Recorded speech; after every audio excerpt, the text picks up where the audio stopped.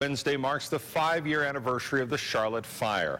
That fire ripped through the Mink Creek area of Pocatello, destroying over 60 homes and forcing the evacuation of thousands of people. To mark 5 years since the fire, KPVI News that works for you reporter Jason Borba takes a look back at that fateful day.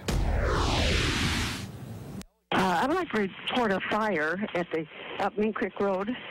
It's up Charlotte Drive. It came fast and without warning. I watched 4 houses go up in less than 10 minutes. The wildfire began around 2:30 p.m. June 28, 2012, and within minutes it was burning everything in its path. It was horrible.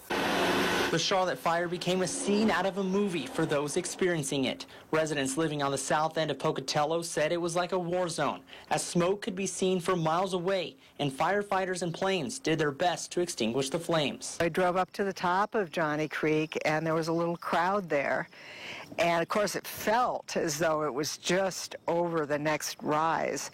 And then all of a sudden, there was sort of a big poof of black smoke, and somebody who knew more than I did said, okay, that's the first structure. But that wasn't the only structure to burn. In total, 66 homes were destroyed by the wildfire. The inferno was aided by strong winds and hot temperatures moving quickly along the hillside, enforcing mass evacuations. Oh, my God. Over 5,000 people abandoned their homes and prayed they would still be standing when they returned. People think they can evacuate. You've got seconds sometimes. You got the clothes on your back and whatever's in your car. Sometimes you can't even get your pets because you can't find them. They're wandering around. The Charlotte fire scorched over 1,000 acres of land and is considered the most devastating fire to ever burn in Pocatello. The wildfire is also considered one of the most destructive fires in Idaho's history. There's probably not a day goes by that I really don't think something about it, or the things that I used to have and I wish I still had and what have you, but it's all right, I guess.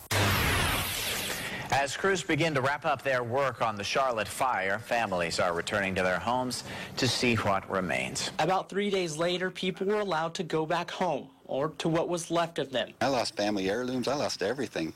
But then I looked at it and I thought, well, it's just stuff. My family got away and we were all healthy and safe.